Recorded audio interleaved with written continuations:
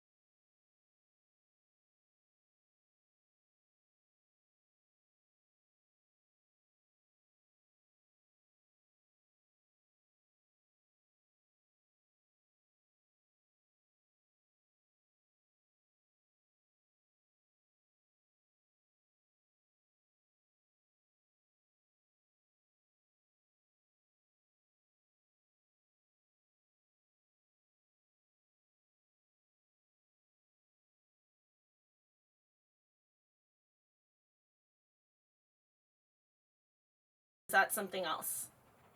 Quick disclaimer, pro.com. Yeah, great question. I usually act as general counsel to my clients. So a good analogy is like yeah, great question.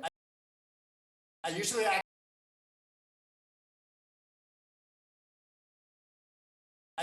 as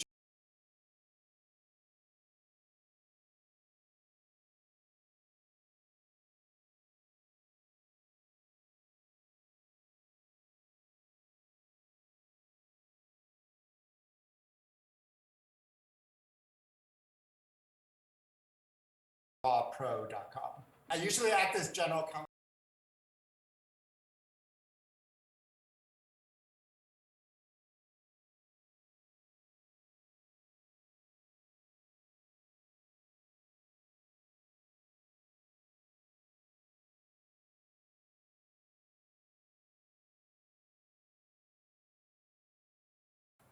Yeah, great question. I usually act as general counsel to my clients. So a good Else. Yeah, great question. Quick disclaimer.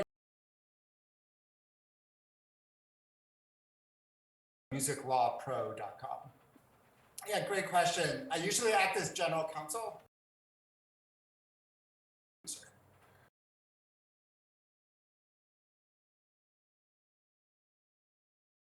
There's a history here.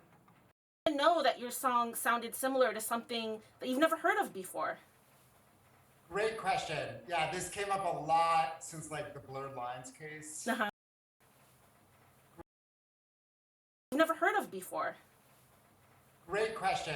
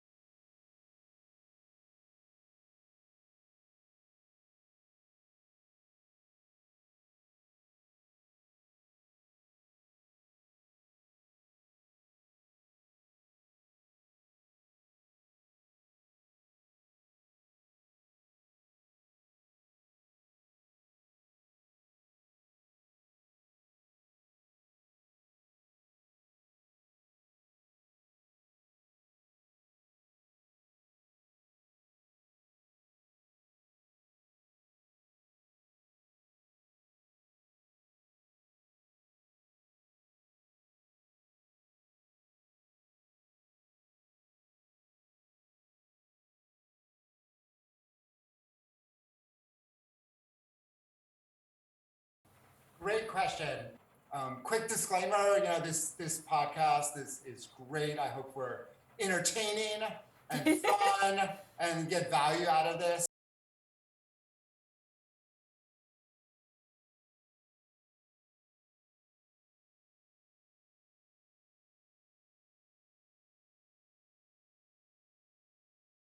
Great question. Yeah, this came up a lot.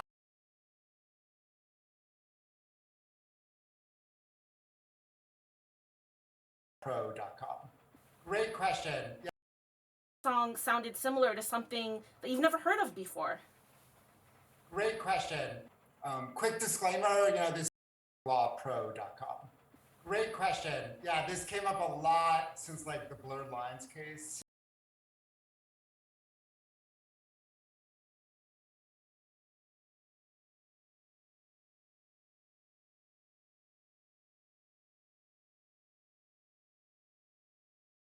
Websites, morrismusiclaw.com and musiclawpro.com. Services you provide? Totally, they're both law firms. They're both music law firms. I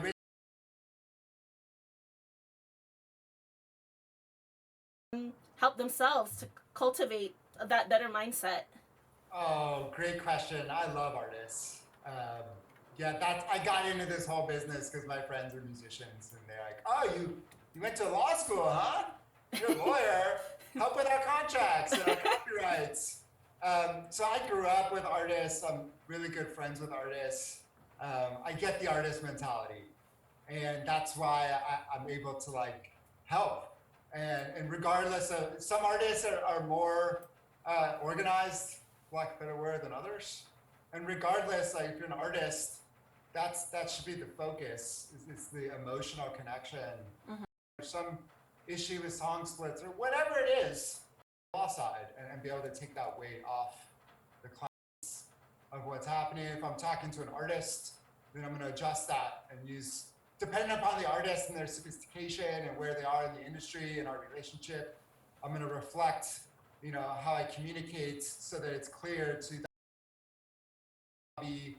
So a lot of times, clients come through referrals, through my clients or people who have been available CDs, press CDs.